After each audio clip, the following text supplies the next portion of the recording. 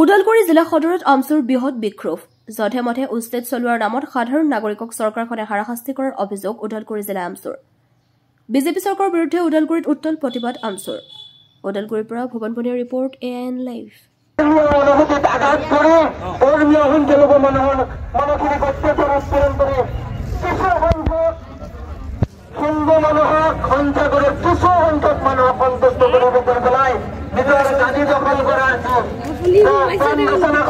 জরিপ করে পেলায় যেখানে মানব ঘর খাওয়ানিয়ার কবলত ভূমিহীন হয়েছে কিমান মানব ভূমি বার্তা প্রদান করে এই দায়িত্ব সরকারের আছে না নাই আপোনালোকে সরকারি ভাবে পুনর্সংস্থাপন করে পেলায় উচ্ছেদ করক তার আমার কবলগীয়া নাই কিন্তু যে ফেসিস্ট মনোভাবেৰে যে স্বৈৰাচাৰী ষড়যন্ত্ৰে আপোনালোকে হিটলাৰী শাসন ব্যৱস্থাৰে বৈধ ভাৰতীয় মানুহক ৰাস্তাত নমাইছে উচ্ছেদৰ নামত বলিয়ালি কৰিছে তাক আমি একে ভাষাৰে গৰিহণা দিয়াৰ লগতে তীব্ৰ নিন্দা জনাই আজিৰ কাৰ্যসূচী আপোনালোকৰ সহযোগিতাৰ লগতে আমাৰ মাজত আজি ইয়াত আহি উপস্থিত হোৱা সংগ্ৰামী সতীৰ্থসকলৰ লগতে উপস্থিত ৰাইজক কাতৰ আহ্বান জনাইছো এক কথাত আপোনালোকৰ জৰিয়তে আমি অনুৰোধ কৰিছোঁ আপোনালোকে নিৰ্ভীকভাৱে আমাৰ প্ৰতিবাদখিনি আমি যিখিনি প্ৰতিবাদৰ কাৰ্যসূচীৰে প্ৰতিবাদৰ আশাৰে আমি প্ৰতিবাদী দাবীৰে আমাৰ ইয়াত আজি উপস্থিত হৈছোঁ আমি সদৌ সংখ্যালঘু ছাত্ৰ ইউনিয়ন আজি গোটেই অসমৰ লগতে ওদালগুৰি জিলা সমিতিয়ে ওদালগুৰি জিলাত এক প্ৰতিবাদী কাৰ্যসূচী ইতিমধ্যে আমি ৰূপায়ণ কৰি পেলাই আমি স্মাৰকপত্ৰ প্ৰদান কৰিছোঁ আপোনালোকে গম পাইছে আমাৰ দাবী এটাই ভাৰতৰ যিখিনি শ্ৰমজীৱী খাটি খোৱা ভাৰতীয় বৈধ নাগৰিক সেই মানুহখিনিক লৈ পেলাই চৰকাৰখনে ৰাজনৈতিক যি পাছা খেল খেলি আছে ৰাজনৈতিকভাৱে মুনাফাৰ বাবে যি হাৰাশাস্তি অত্যাচাৰ উৎপীড়ন আৰম্ভ কৰিছে তাক আমি একে ভাষাৰে গৰিহণা আৰু নিন্দা জনাইছোঁ এই ফেচিষ্ট চৰকাৰখনে তেওঁলোকৰ স্বৈৰাচাৰী শাসন ব্যৱস্থাৰে একমাত্ৰ সংখ্যালঘুসকলক ধৰ্মীয়ৰ নামত ধৰ্মীয় সংখ্যালঘুসকলক জাতি কেতিয়াবা জাতিৰ নামত ধৰ্মৰ নামত কেতিয়াবা স্বদেশী মানুহক বিদেশী টেগ লগাই পেলাই কেতিয়াবা বাংলাদেশী কেতিয়াবা বিদেশী কেতিয়াবা বিশেষ সম্প্ৰদায়ৰ লোক বুলি পেলাই বিভিন্ন সময়ত নিজৰ মুনাফা অৰ্জনৰ বাবে একো কৰা নাই বিগত দিনত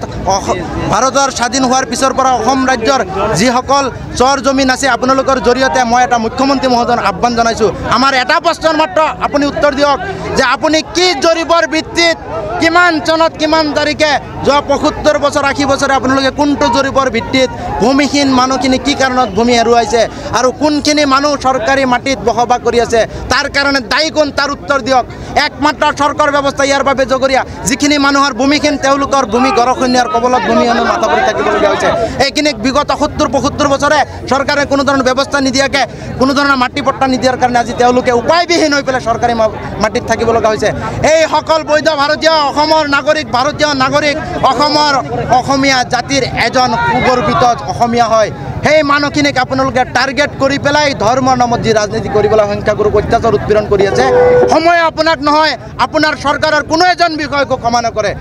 আপোনালোকে এই স্বৈৰাচাৰী শাসন ব্যৱস্থা বন্ধ কৰক ক্ষমতা সদায় নাথাকে ক্ষমতাৰ বলিয়ান হৈ পেলাই আপুনি যি ব্যৱস্থা হাতত লৈ পেলাই সংখ্যাগুৰুৰ ওপৰত অত্যাচাৰ আৰম্ভ কৰিছে অভিশাপ লাগিব আপুনি কেনেকৈ এজন ৰাজ্যৰ মুখ্যমন্ত্ৰী হৈ পেলাই ক'ব পাৰে এজন মুছলমান কণমানি ছাত্ৰৰ দায়িত্ব আপুনি ল'ব নোৱাৰে এজন সাংবাদিক বন্ধুক আপুনি প্ৰশ্ন কৰিছে কোনটো চেনেলৰ সাংবাদিক হয় আপুনি এজন হিন্দু হয় নে নাই আপুনি হিন্দু হৈ পেলাই কেনেকৈ ক'ব পাৰে হিন্দু মুছলমান ল'ৰা ছোৱালীৰ দায়িত্ব মই কি ল'ম তেওঁৰ পিতৃ মাতৃ আছে এই কাৰণে ল'ব কাৰণ আপুনি অসমৰ মুখ্যমন্ত্ৰী এই ৰাজ্যৰ সংবিধানৰ শপত লৈ পেলাই সাংবিধানিক পদত অধিষ্ঠিত হৈ পেলাই আসনখনত ৰাইজে বহাইছে গণতান্ত্ৰিকভাৱে আপুনি অকল হিন্দু মানুহৰ মুখ্যমন্ত্ৰী নহয় সৰ্বস্তৰৰ জাতি জনগোষ্ঠীৰ মুখ্যমন্ত্ৰী অসমৰ ৰাজ্যৰ মুখ্যমন্ত্ৰী আপুনি এই কথাটো পাহৰি গৈছে ক্ষমতাত বলিয়ান হৈছে আমি আপোনাক দাবী জনাইছোঁ অনুৰোধ কৰিছোঁ আপুনি উচ্ছেদৰ পূৰ্বে এই নিৰীহ মানুহখিনিক পুনৰ সংস্থাপনৰ ব্যৱস্থা কৰক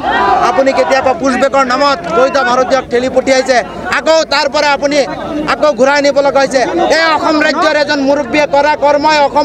অসমীয়া সমাজক লজ্জিত কৰিছে অসমৰ বুদ্ধিজীৱী মহলৰ পৰা শিক্ষিত সমাজৰ প্ৰতিজন নাগৰিকক আপোনাৰ এই ব্যৱহাৰে লজ্জিত কৰিছে আপোনাক দাবী জনাইছোঁ আপুনি উচ্ছেদ কৰক আমাৰ ক'বলগীয়া নাই কিন্তু বৈধ ভাৰতীয়ক পুনৰ সংস্থাপন দিয়ক ভাৰতীয় সংবিধানে দিয়া মৌলিক অধিকাৰৰ আপুনি অধিকাৰখিনি জীয়াই থাকিব দিয়ক তেওঁলোকৰ মৰ্যাদা সহকাৰে